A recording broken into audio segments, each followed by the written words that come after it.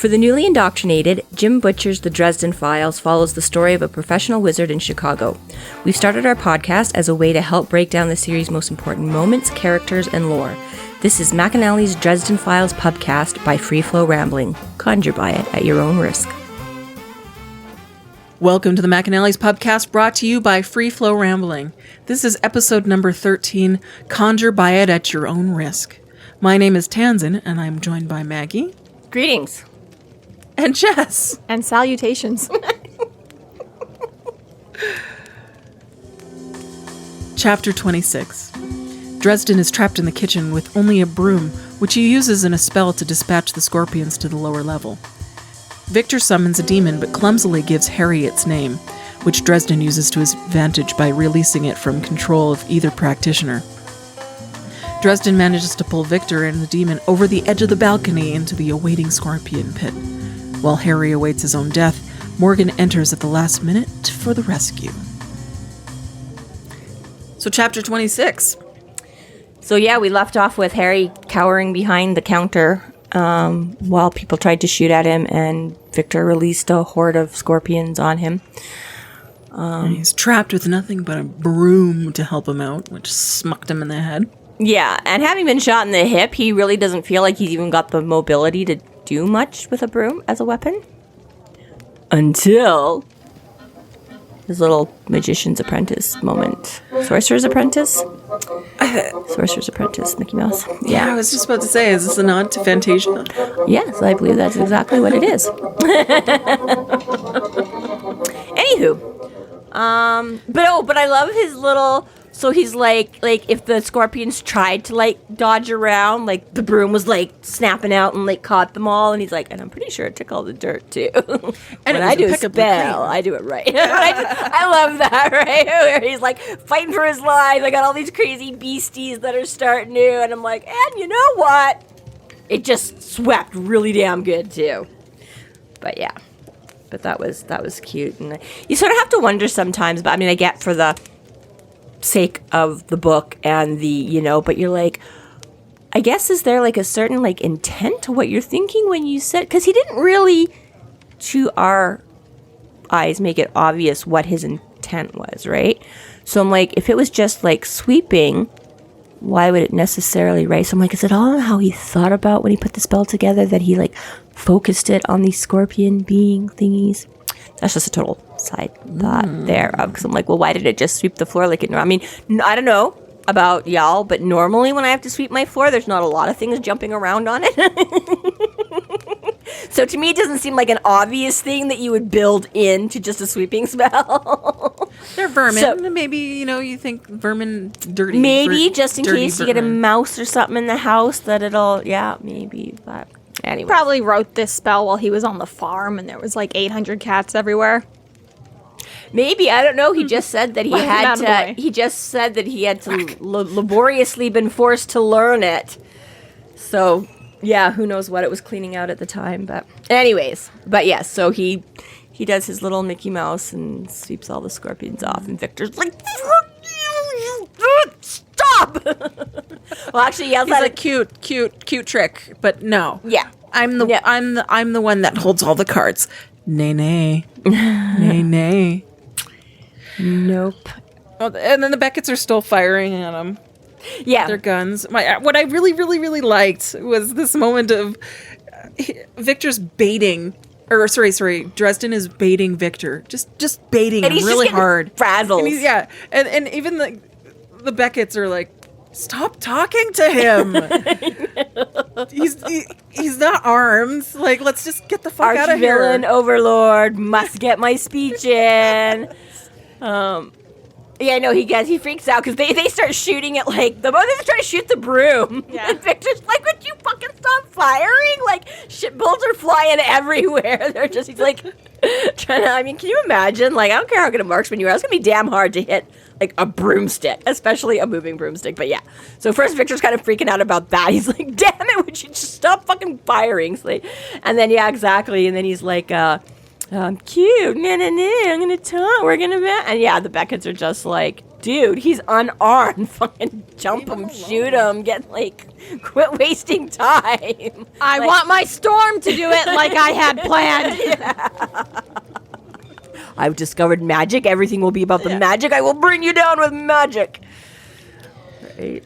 Yeah. Unfortunately for Victor, Dresden's baiting still works. Well, somehow he just has that skill of getting under people's. I don't know. pissing people off. Good for you, Dresden. He just Good keeps for opening you. his mouth, and people just can't help but react to him. I don't know. So he stays along while Victor dismisses the Beckitts.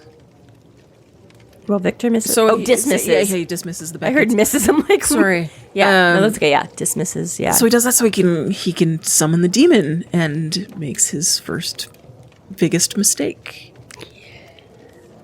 by saying in his arrogance, Kelshazak. Kelshazak. Am I saying it wrong?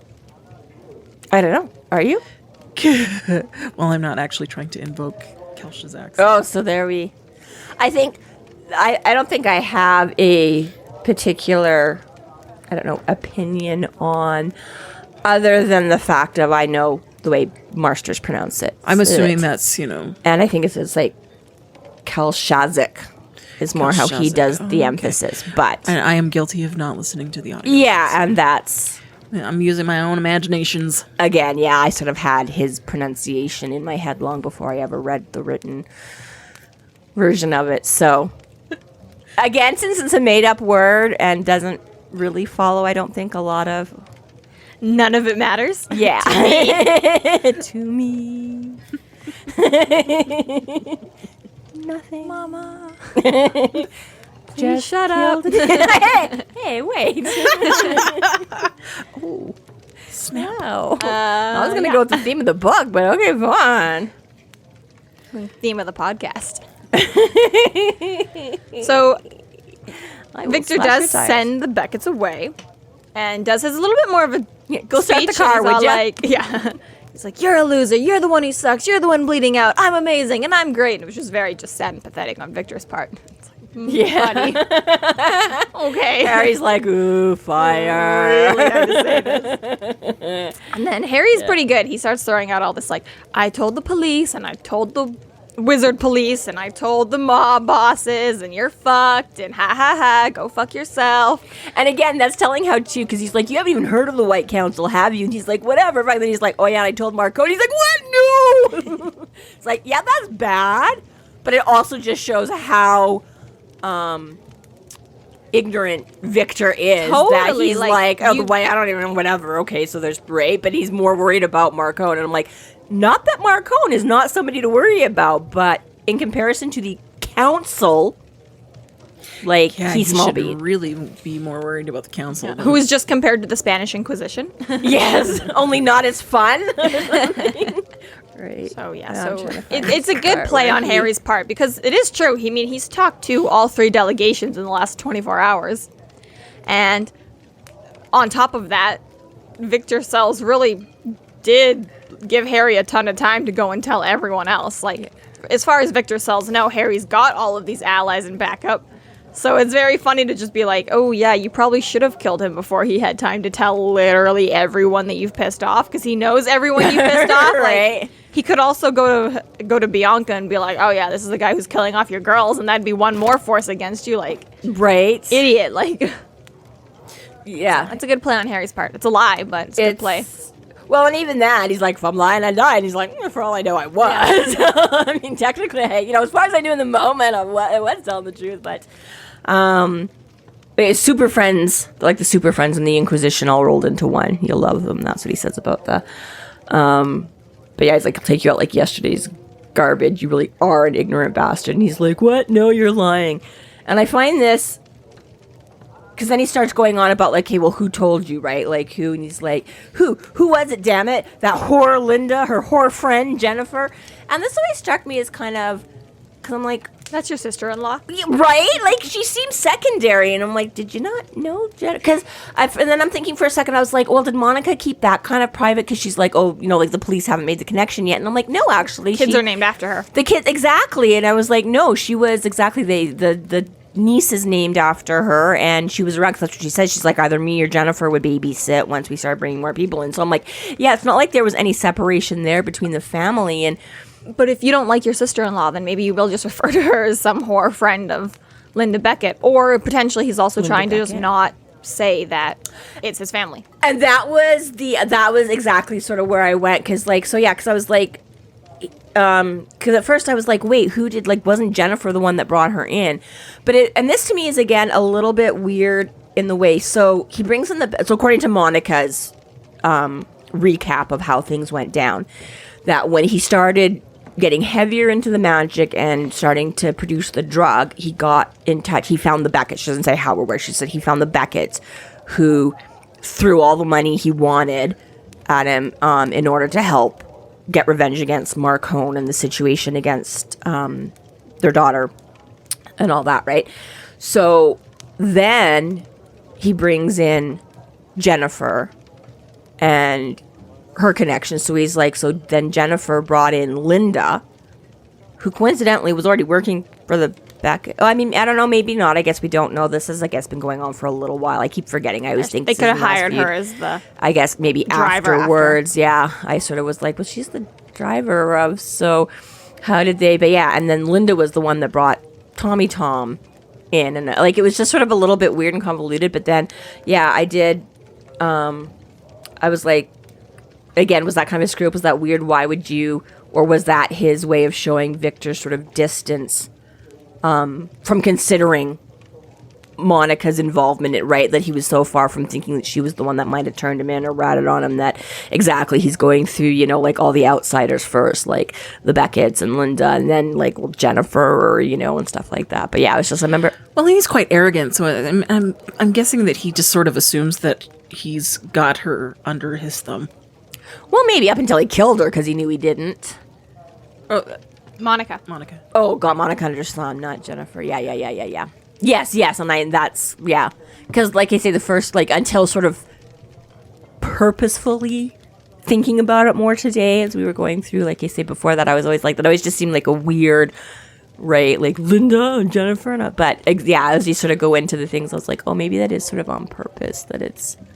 And it's another level of arrogance, but he is also just dumb. Like, he's been getting away with it for so long, but yeah, so, you know, it builds up the arrogance, but he's also like, he left tons and tons of evidence, really, like, yeah, again, at this point, like, he's I mean, not exactly being discreet. well, Not as exactly, subtle like discreet as the he is. Marcones and the Beckitts and the Bianca and the Varsity and the fucking Monica Sells and Harry Dresden, like, he's got a ton of witnesses, plus anyone else he's brought into this orgy, and like fucking even like calling in pizza boys, like, Yeah. bro, go pick up the pizza yourself. Don't bring them to your illegal crime house. Right. Although, on that note, I mean, Harry's sort of the one that draws the connections between, like, up until this point, the problem is Marcone hasn't figured out who it was yet. So, I mean, it's not until Harry starts sort of blundering around and not trying to keep things secretive that it draws to attention that, you know, Marcone and stuff finally, you know, yeah, again, we don't know until, so yes and no. I mean, I'm not saying, yeah, Victor was dumb about it. He was not nearly as smart as he thought he was, and he had left. You know, again, for someone like Harry that knows how to put the clues together and knows the spooky side of the business, that, yeah, but I mean, and I like I understand say, up until now, he has sort of evaded police. And from a storyteller standpoint, you know, for Jim Butcher, you know, maybe you don't want to create 800 characters for one book, but at the same time, I mean, you shouldn't have the same driver who's also your sister-in-law's like, best friend, weird, ex-roommate. yeah, it's too many connections, you know. It was a little too much like all the ER doctors and nurses all sleeping with each other. Yeah. Several times Yeah. over in various configurations. Yeah. Grey's Anatomy is very much like the Dresden Files in that. And here, folks, is where we have the age gap, because my mind literally goes back to ER, which was on 20 years before Grey's Anatomy. At least you weren't talking about General Hospital. No, I'm not as big a soaps fan. Sorry. So, and the brief period when I first moved out and there was like 20 roommates coming and going, I have to actually say Days of Our Lives was apparently the soap Was and still is. of preference. And the thing that always was interesting to me is that more often than not, so again, right, we were young, you know, like late teens, early 20s, kind of first jobs, all sort of. So everyone was on like shift work and different schedules and all over the place. And the number of times you would come home and find like 3 or 4 guys parked in front of the TV watching Days of Our Lives. That was what always, I'm like, it wasn't as often that it was the women. I mean, some of them may have originally started it or turned it on, but the guys were all sitting and watching too. It's just always, it was an interesting summer. I've also seen Demolition Man about 437 times because that was also on that summer and played constantly. Days of Our Lives and Demolition Man were the thing. Those were the thing. Yeah. Okay. That was. But anyways, ER, Grey's Anatomy, you got the, yeah, they're all one of the Chicago Hope, I'm sure. Jordan's Crossing, I don't ever watch that one, but yeah. All right, so, Anyways. Yeah, I should always change out of, yeah, that were Linda and that were Jennifer, and I'm like, that seems backwards to me. But anyways, moving on. Victor calls Kalshazak. Yeah. Kalshazak. Kalshazak. And clumsily gives Dresden his name, which Dresden uses much to his advantage. Dresden immediately goes, you dumbass. What? It's called a demon. What? You're scared of me? And he's like, you're so fucking lame. Careless. He's like, Punk, I got you now.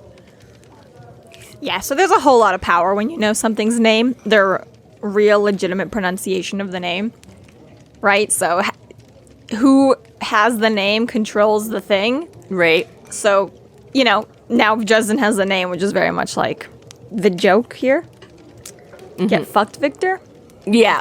And yeah, it changes the game very quickly.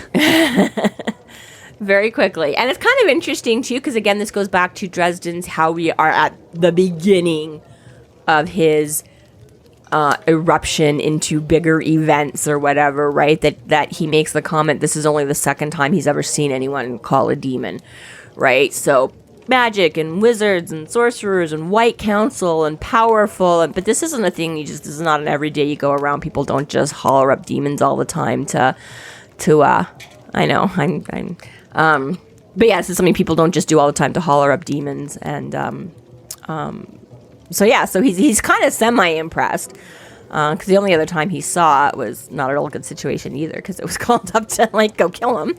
So he does have a little bit of, right, like, again, it's how he's explaining, showing, advertising that Victor does actually have some power. He doesn't really know what he's doing, and he doesn't really know how to control it, and he doesn't know how to do anything, like, fancy, but again, he's got some power and raw knowledge there that he can actually, you know, whistle up this demon. Yeah, quite the force of will to be able to manage to keep control of the demon. Yeah, and there is... Which is part of the problem, is if you can't. Yeah, and there is, I like sort of they throw that in, that there is a little bit of... Because the first time he'd already done it by the time it got to Dresden and Susan and stuff like that, right? So this time you see him and you see sort of that struggle for dominance there, that struggle for him to exert, that the demon is pressing back, being like, I don't want you to put a leash on me kind of a thing. And when right, and then Victor's all like, ha, do my bidding. You know, when it finally manages to you know, tug of war come out on his favor, right? And Harry, you know, he's had this moment, you know, 3 or 4 times just in this chapter to be like, ha, you idiot. Like, I know more than you. I got the cops and the mobs, and I got this, and you don't know who's ratted me out to you. I got the cops and the moms. Mobs. Mobs. I swear that came up. And all of these things, and he's blah, blah, blah. And then, you know, it's kind of a little bit last round. It's like, and now I have your demon, motherfucker. Right. Fuck you.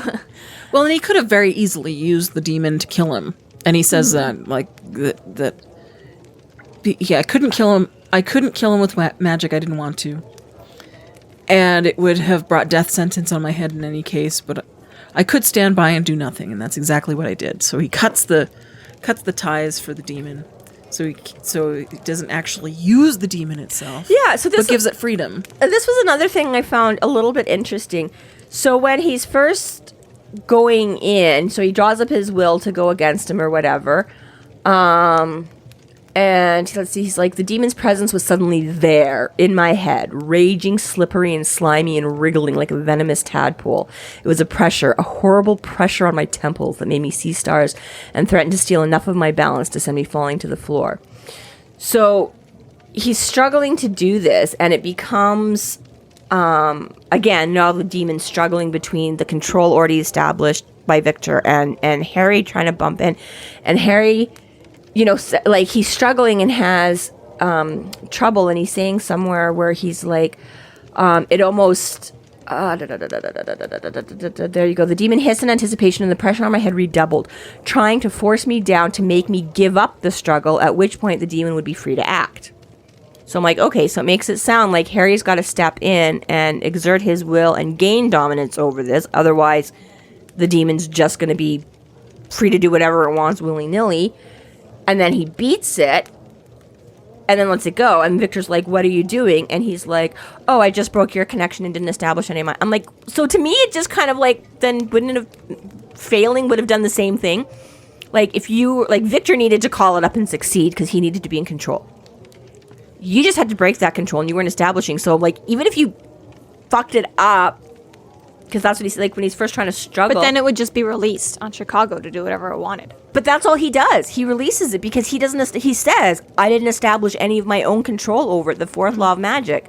So he did just release it to do whatever it wanted. Well, and if he didn't completely, maybe that third step was him actually releasing it, because otherwise it would have been back to Victor. Severing. The severing of the control, maybe. But again. And again, it might just be a small thing that I'm right. And it could also be like, that's just Dresden getting to be like, ha, fuck you.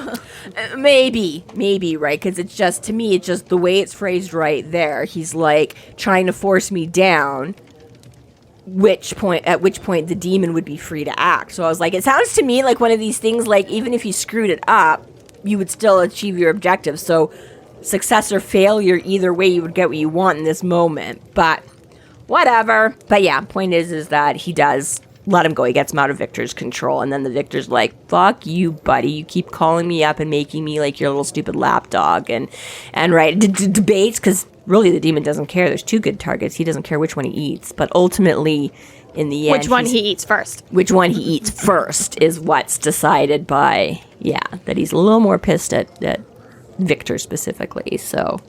and there's a little bit more of Harry snark too, and he's like, Victor's all like, what are we gonna do? And Harry's like, well, we're gonna die, but I was already gonna do that. I know, I love like that. Now we do it together. Right, as soon as Victor switches over then too, right? It's like Harry just keeps plucking the toys out of his hand, and finally Victor's like, well, oh my god, what are we like, this is a... And he's like, let's work together. Yeah. It's like, want to buddy up now? And Harry's like, no, really don't. Like, you're kind of missing the point of all of this. Like, so the beach house is on fire. The Beckitts have been sent away. Bullet holes have taken out the structure in some areas. And Harry's hip. There's a demon toad, which is causing destruction as we speak. Harry hurdles himself into Victor.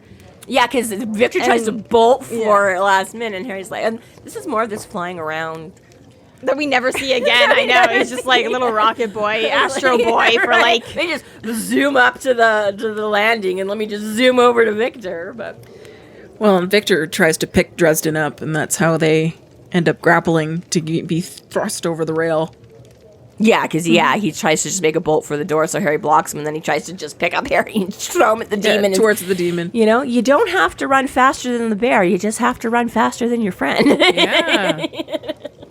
And that's almost not what Harry does. He doesn't try and run faster than his friend. He once they're on the ground, and Victor's like, what do we do? And Harry's like, go fuck you. He stops, closes his eyes, sits back. He's like, all right. We're going to let the demon decide what he's going to do. Yeah, at that point, he's just like, oh, I'm not doing... But yeah, that was Victor's plan. Mm-hmm. Victor's plan was to sacrifice Harry to...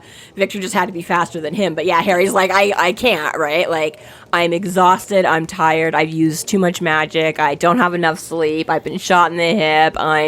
Right, Harry's like, I don't have a prayer of... Right, so he's like, but exactly, I can just hang on to you and make you stuck here with me where we'll either get eaten by a demon or burned by a fire or whatever. And yeah, and Victor doesn't take kindly to that.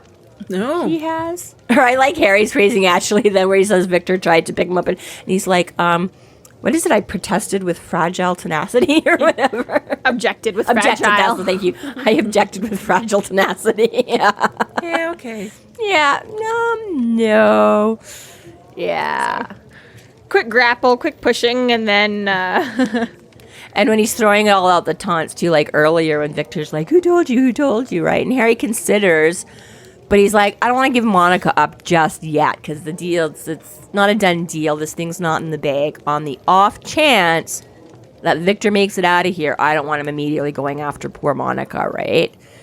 And then when he gets here where they're dangling off the thing and Victor's about to lash out another spell and Harry's just done and doesn't really have anything to counter it, then he decides, okay, this might be worth a shot. If I can distract him long enough now, I can pretty much guarantee that he won't get out of it. So then he, plays that card. And I don't know, I get it and I don't. I mean, in some ways, it's like Victor seems like so...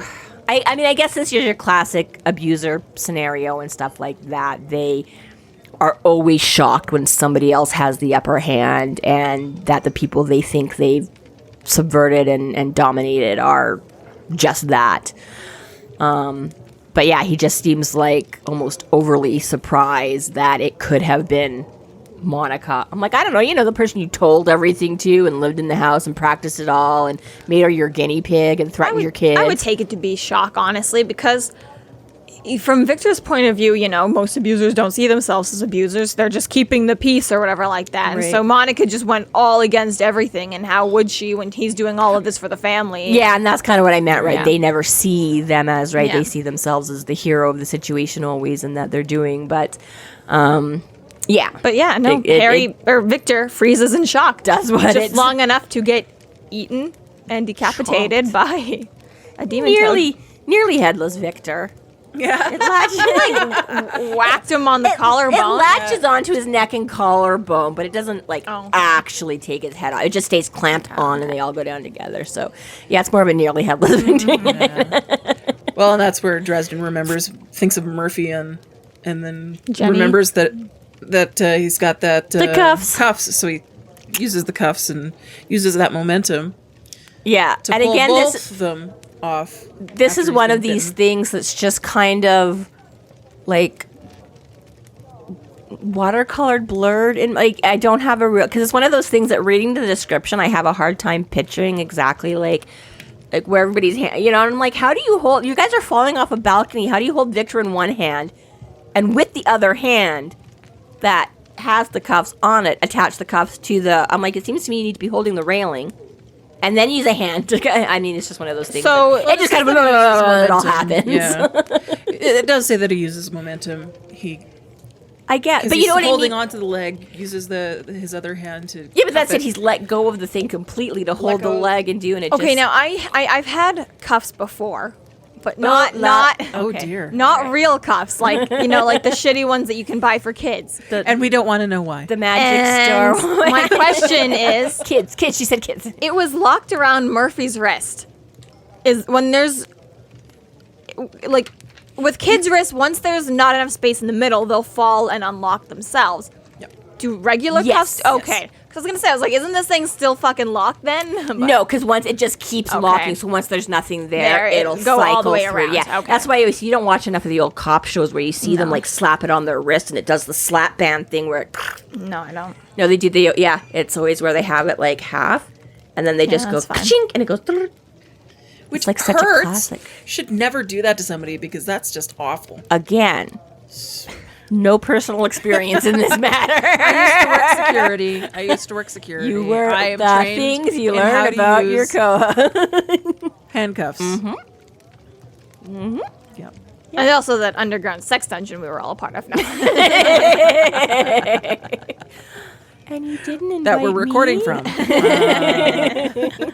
Oh, that's what that stuff on the walls is. I get it now. I get it. Okay. No, the giant pole in the middle is for broadcasting, like we said. It was like boost the signal from the basement. Here, I just thought this was like a really cool swing chair, but now I'm uncomfortable using this. So, So there's The one restraints are more. so you don't bump any of the cords. Gotcha. I mean, it's comfy, but support, but Is it comfy? So there's just one more. We're nearing the end of this chapter, and there's one more thing that I noticed, and this is thanks to you because you have quoted this before. la la la la la la. Yeah, I do that on So occasion. Dresden's hanging, contemplating his own death when he sees Morgan. I saw Morgan's silver sword / snicker snack, and leave the scorpion in writhing pieces on the floor. And you mentioned the Vorpal sword, which is Jabberwocky. from the Jabberwocky in Lewis Carroll's 1980s or 1871 nonsense. 'Twas poem. brillig and the slithy toes did gyre and gimble in the wave, while mimsy were the borogoves and the momraths outgrabe. Beware the Jabberwock, my son, the jaws that bite, the claws that catch. Beware the juju bird and shun the frumious bandersnatch. She's got that memorized. She's not actually reading it. I know, and we've heard it a That's the million times in impressive the part. years that we've known her. What I My whole thought- life. A lot of reasons to quote. When I did a Lewis little bit of Carroll. research on this, the Vorpal sword, or Vorpal blade, is been adopted by the role-playing game Dungeons and Dragons, where the Vorpal blades have the ability to decapitate opponents upon lucky strikes. Yeah, and I think this came up in, I don't remember if this was part of during one of our episodes or a side discussion amongst ourselves, but I remember that somewhere in the recent past coming up with the Vorpal blades and the Dungeons and Dragons as well. So yeah, yet again another influencer on Jim Butcher's writing. Yeah, his D&D and all of that came out. And we will get there later on, but Jim Butcher has said multiple times, he's like, in reality where we all live right now, we have 8,000 myths about the same thing and 80,000 myths that have nothing to do with each other. Yeah. And if they can all exist on Earth, why can't it exist in one series? You know, why does every book series have to follow only one set of guidelines yeah. when the whole world has 80,000 different guidelines, you know, like Christianity and Hinduism and Greek mythology are all existing at once in our world, so why do the book series have to only have one or two, you know? Right. Yep. So hence why, you know, we can have Dungeons and Dragons and the Jabberwocky and Peter Pan and Greek mythology and Shakespeare all coexisting together because they do already in our world. Yes. like it. Yeah, it is. Yeah, it is one of the things that I like. And again, just on a sort of side reference, not that it's specifically race, but again, that is where Harry brings in a lot of his like his pop culture references and things like that too, and stuff like that. Right? Is that I love that Harry does also pull from those things, and he's like, yeah, I do like Spider-Man and Dungeons and Dragons, and you know what I mean. Again, it's half work, half play for him, I guess, because like you say, a lot of it is. Well, it's funny that orc actually exists in real life, but Even you know. like, what's his name? Nathan Fillion, he always says all the time, he's like, please don't ask me what my favorite show to work on was. He's like, guys, Firefly was like the ultimate show ever. I got to be a space cowboy, and it was like everything every little boy dreams of. Every show I've ever worked on was great. But like Harry's like, yeah, I get to be a space cowboy every day. Like, right? Yeah, exactly. this shit rocks. Exactly. There's just the quote at the very end of the chapter is also like, I really like it a lot for Dresden because it's very much like his, and I know you always read quotes, but like the very like, You're allowed to. I know, but like Just I'm not deal sure which with one that it. you're asking. Yeah. the point is that he's just like how perfectly typical to survive everything the bad guys could do and get taken down by the people for whose cause I had been fighting. It's like it is kind of like always like Harry's own side is always against him too. One step like, forward, two steps back. Murphy's Non-stop. law. Whatever can go wrong will go wrong. Yeah. That is. It very much sums up Harry and his so far typical relationship with the council. And, you know, right? as much as Here we comes love Harry and he does have allies established in this book, it's still like he's always a little bit alone no matter what. Yeah. Keep your enemies close and your friends. Or wait. What is it? It Keep your explains- friends close and your enemies closer. Welcome to episode 13, where we learn all of Tansenn's innermost secrets about bondage, handcuffs, and how she treats her friends and enemies. Yeah, good news. I'm the Insight into editor, the and I get to psyche rid of- of that. So that's chapter 27 or chapter 26. 26, yeah, but I also want to say it's funny how he's talking about when he's first dangling there, like he realizes the handcuffs and stuff like that. He's like, it's funny the things you notice. Like, suddenly I was starving. And he's like, I haven't had a good meal since, like, what was it, Friday? And it's funny because if you stop and think, that last decent meal, quote unquote, that Harry had was, if I recall correctly, SpaghettiOs and Coke. Because Thursday, when he first goes to the Madison and first meets with Monica and first gets his retainer, that's where he heads to the pub and has one of Mac's steak sandwiches and fries. And then the next day, so Fridays before he goes to Bianca's, and he wakes up at like 3 in the afternoon and has SpaghettiOs and Coke. So that's why he's so tall and gangly. And that one, I just love. He was like, I haven't had a decent meal since Friday.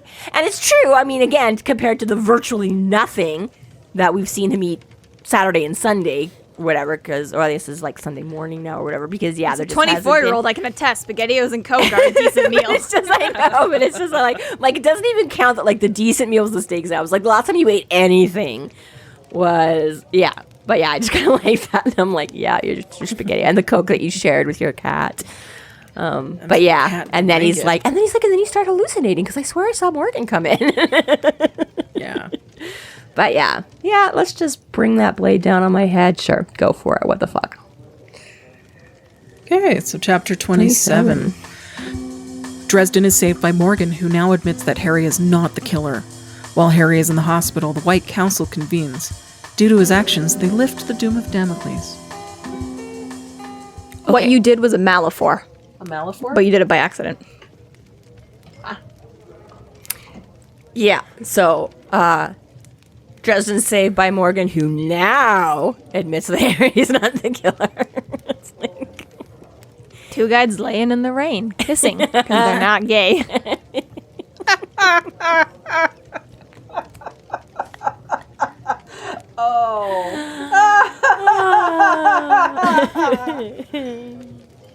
Thanks for that. Yeah.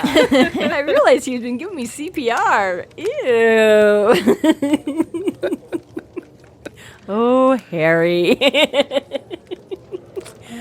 It's a nice scene, though, between Morgan and Harry, because you realize, like, just how to the letter of the law Morgan is that, like, up till thus far, Harry has been Morgan's enemy because he is the bad guy and he is the doom and Damocles and he cannot be trusted.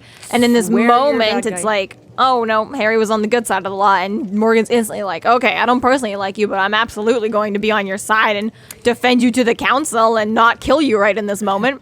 Give you a little CPR just to save your life.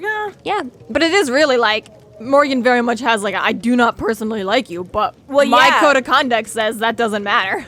Exactly, yeah, because Harry's like, you didn't have to do that, and because he's like, what happened or whatever, and he's like, well, you weren't the killer, and Harry's like, yeah, but that same thing like he was gonna do to Victor, right? He's like, I can't kill Victor with magic.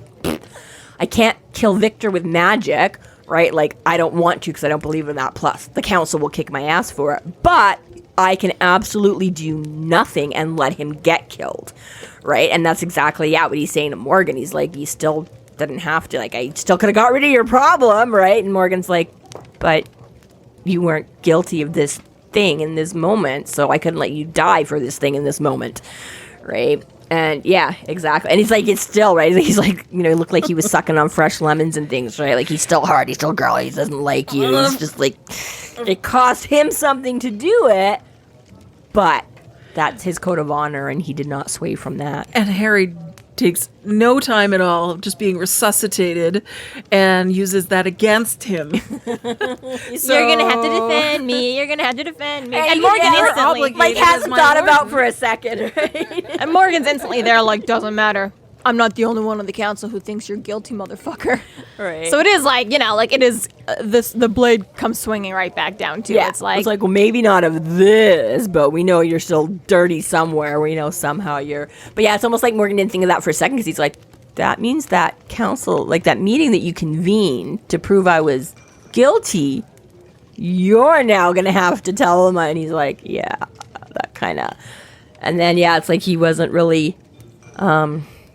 All Harry asks for from Morgan is a gallon of Listerine. And that's it. Things are all cheery and good now. Good. I just Harry need lived. Listerine. Yeah. Yeah. But yeah, he's like, so that would make me right and you wrong.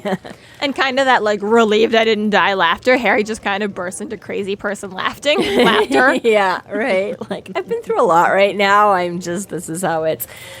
Yeah. Well, this is the point in the chapter that we end up sort of going into the overview period where it's The sum up, the just wrap like up. the denouement. Yes. So we find out that the Beckitts they ended up being arrested for nudity charges and then distribution charges for 3i. And this I find funny too, because he's like the police, so Morgan's come into the burning building, chopped off the handcuffs, dragged him out of there, is giving him CPR. They have their little conversation, and then Morgan's finally disgusted enough with him and had enough that he's like, whatever, the cops are on the way, I'm out of here.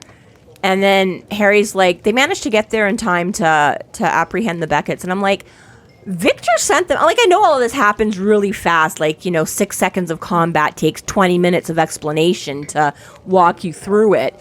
But at the same time, Maybe the garage was on fire. Took him a minute.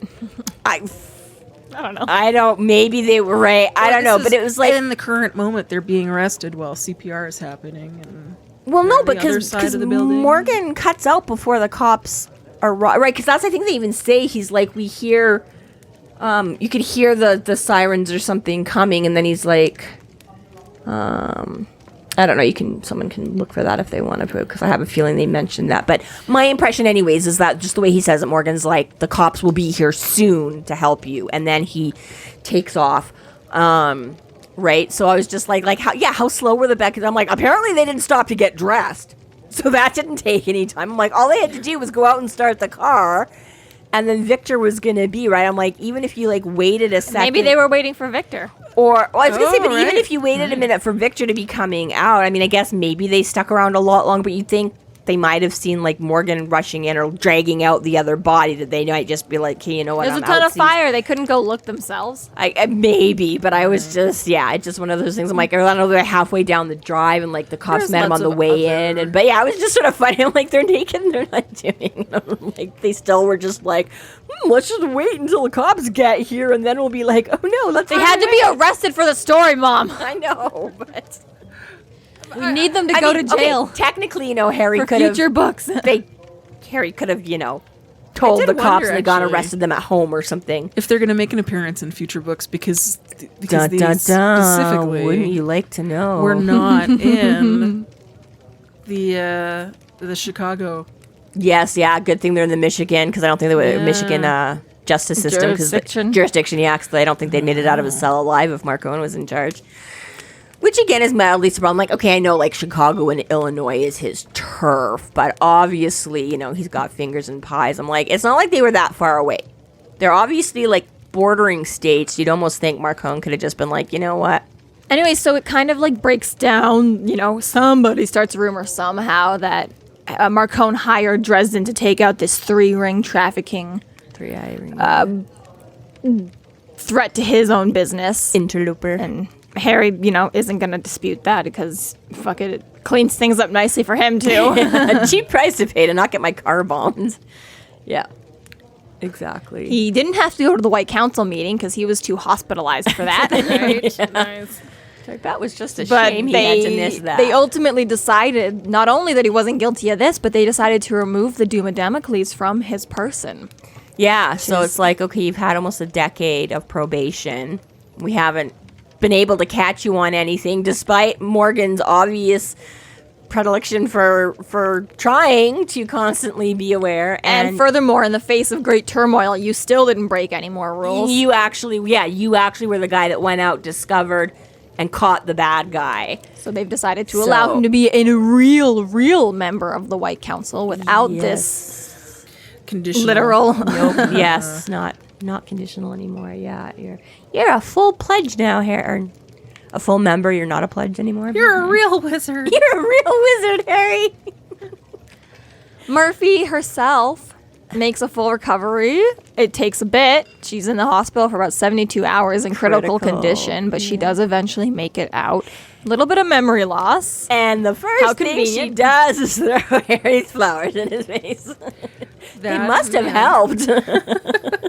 Well, she does rescind the warrant for his arrest and then pays him for the work that was performed in the murder cases. So Yeah. Yeah, she So does she pay him. is Murphy straight satisfied with the job done, despite being she's- pissed off. Yeah, okay, fine, I guess. Just kind of like with Morgan, fine, I guess you weren't actually the dude, but you sure made a hell of a pain in the ass on yourself for it, so. But yeah. But at the same time, he also mentions that they don't joke anymore. They're not quite as friendly anymore. So Murphy professed she had no memories, but you know. Yeah, well, just what happened in the office. well, I mean, yes, she still would have yes. known all the bullshit before that. But yeah, what exactly if she was attacked by magical dog-sized scorpions? She's maybe really, truly doesn't remember. Maybe she's just choosing to block a little. Well, But she was pretty poisoned, so She- probably doesn't actually remember that when it turned into a gorilla size. Well, And that's fair. Yeah, by that point she was. Oh, we already said that because she couldn't see. Because of Yeah, the at poison, that she couldn't point, see. Yes, but yeah. but the So beginning, memory like the loss, getting attacked, no, stuff not- like that. But not yeah, too what, feasible. how much she did or didn't. Or- Yeah, Infeasible. the Beckitts, between the Beckitts and the 3-eye drugs found at the lake house and such, they managed to convict Victor Sells and they send his family into witness protection. post-mortem. Post-mortem. And He's dead, but he's definitely guilty. children and Monica are put into witness protection. So that's it. Billy, Jenny, Monica are gone Yeah, thus far. thus far.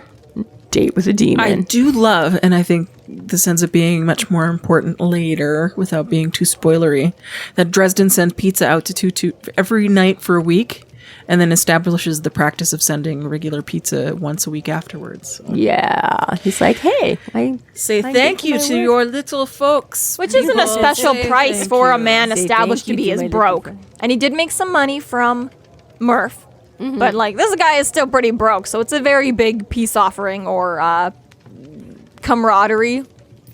Yeah. You got, it mentions in a later that I mean his favorite place is the Pizza Express, which is apparently the cheap pizza. So these might be the $5 hot and readies, you know, like he's Well, not you know. necessarily, you know, sending $50 worth of pizza out. Sure. However, yeah, I've occasionally thought that too, and then I was like, well, you know, exactly, he did get a decent payout from this. Well, I guess he didn't really have any money left over from Monica because he kept saying how he blew it all on the cab rides and stuff. But For a again, minute, this, he's this sort better. of is the lead into him getting sort of steadier, more frequent Police work and stuff, consultation and stuff like that. So I guess, but yeah, exactly. I always thought that I'm like, I don't have enough money to order pizza every week, Harry. Like, what the fuck? But yeah, and then he's like, Matt got the Trans Am back, I got the Beetle back. I don't know if it was quite fair, but it wasn't perfectly equitable. Bob returns from his 24-hour foray. Just turn a deaf ear. Don't listen to any of the rumors. Don't ask questions you don't want answers to. Susan published her Date with a Demon as a headline. Right? And Dresden manages to convince her into another more successful date. Yes. This time a demon didn't interrupt, and I didn't need any love potions or advice. Thank you very much. Probably like locked Bob in a box for that. I'm not taking any chances. He just. And Mr. was overall unconcerned about all of it. Now, there was one part that I wanted. I might have been reading too much into it, but What? None of us ever do that. I wanted to get your opinion on this. What's the point of this podcast? Point? So, Dresden's words, I escaped from something that had been following me for a long time. I'm not sure what. He goes on to talk about his struggle with power versus being the good guy, and that's what... But is that really... I think at face value, Doom of Damocles. Yeah. And I think, a little bit further than that, it was a little bit more of that. Harry's always towed the line of this whole, when is power too much? When do you say yes and when do you say no? And that is a big theme for the rest of the books. I can't say that he really does walk away from that choice. But at the same time, and this quote comes up in later books too, and in other movies and shows across the world, but that famous quote, a man finds out who he really is when... Right? Yeah. That's a quote. Point is that Harry says, there's a point when you don't really know what you are going to do until the moment hits you. You can think about it all the time, but until you're in that situation. And this is kind of the first time since he was a child that he's really been in that big of a situation where he had to choose between Like a literal the yes and no of life the and power death. exchange. And for the second time in a row, he's turned the power down Yeah. for good. And so it's maybe something to think, what did I do as a scared little boy, and what have I done about someone now with experience and perspective? Right. And he was still able to maintain the line, the right side of the road. Which side of the line he walked, which... Maintain Yeah, integrity. Maintain his integrity. Yeah, and that's, I mean, again, right, like Harry, and we have, said, like, Harry knows he's got a lot of power under the hood, always has, right? Like, he's still spending years, and the training was learning how to deal and but I mean, it's kind of like Princess Bride with Fezzik there under the giant's quote, and he's like, I didn't have to miss. I mean, he throws the boulder at his head, and he's like, I didn't have to miss, and he's like, I believe you, and he's like, to be a fair fight. yeah, he's like, it's not my fault that I was, that I'm the biggest and the strongest. It's just it's the way I am, right? And that's kind of like Harry, right? It's like he hasn't amassed power as such, is he was born into sort of a heavyweight class, magically speaking, and he doesn't always know his own strength, and he's had to learn and figure that, right? So that's the thing, is that it is a big temptation because it is there, right? It would be so easy to do because I'm like, he can push a lot of people around. Just he can easily be the victor. Victor thought he was, all that in a bag of chips because look what I can do, and it went to his head, and little man syndrome and the whole power trip. And Harry knows. Harry's aware of that. He's like, I could, and unlike Victor, who mostly just thought it, I know I do have the chops to back up a lot of that, right? But he does still stray. And it is tempting. I mean, again, right? You find a bag of money on the ground. Are you going to do the right thing and turn it in? Or are you going to want to just go home with it and hope nobody ever notices, So, yeah. Harry's still working the morality issues. The book concludes with, my name is Harry Blackstone Copperfield Dresden. Conjure by it at your own risk. When things get strange, when what goes bump in the night flicks on the lights, when no one else can help you, give me a call. I'm in the book. What a great way to... It like comes full circle from the first chapter, and this is a great way to end the book as a solo. Even like if it was to never become a series, yes, it was a perfect way to end the book. And I think on top of that too, as we get more into the series as well, you learn the Dresden Files. These are Harry's personal accounts of the events. We've talked about him being an unreliable narrator, but it's later established that all wizards keep a personal account of their lives because that is the history and the story and the knowledge for just their future the apprentices and everything, and that's just what they do. So this is Harry's personal accounts of the events and his life and how this all played out for him. So this little bit here too, this tidbit at the end is like, it very much establishes too, like, this is who I am and this is what I'm about and this is what you're getting into with this entire series as well. Yeah. It is very... Exactly. It does. It really is satisfying. And... Mm-hmm. Yeah. It is. It's just a nice... I think of all the books to come, this is probably the best ending of one of his books that actually just sort of wraps things up so nicely. Because after that, the books kind of just all roll into each other, totally. I think there's a lot of poignant moments in the series that do stop you cold dead. But this one happens to align with the end of the book, which is nice. Yeah, I mean, it's not like there's total cliffhangers. Like, for those of you that aren't familiar with the entire series, don't worry. Each book wraps up enough. Wraps up the events of that book at the time. But there's always a background story. But there's Harry's life and plot and the people in his lives, and they're, do continue and do expand more. So exactly, there are continuations of things that will go from one. So yeah, I mean, sort of unresolved in the sense that longer, bigger arcs. But yeah, exactly. It was, as you say, for all on its own. So that's it. One book down. Yeah, this concludes our episode 13, Conjure by it at your own risk. Thank you for listening. Thank Yeah, I was you. gonna say thank you so much for everyone that Seriously. started on this journey with us as we started on it, listening to us fumble our way through, and we hope we're getting better and doing more, and that more of you are staying with us and bringing more people along. But This has only been one book, and we've gotten lots of talk on Twitter and Discord and Instagram and we other such social super media. And Appreciate that. Yeah, it's been fantastic. It's very exciting. So join us next week when we're going to cover the short stories A Fistful of Warlocks, Restoration of Faith, and the graphic novel Welcome to the Jungle. so 3 episodes all coming out next Friday. dun dun dun. And if you're interested in our timeline is listed, how we follow our reading list and what we're going to publish in the future is on our website on McAnally's.ca.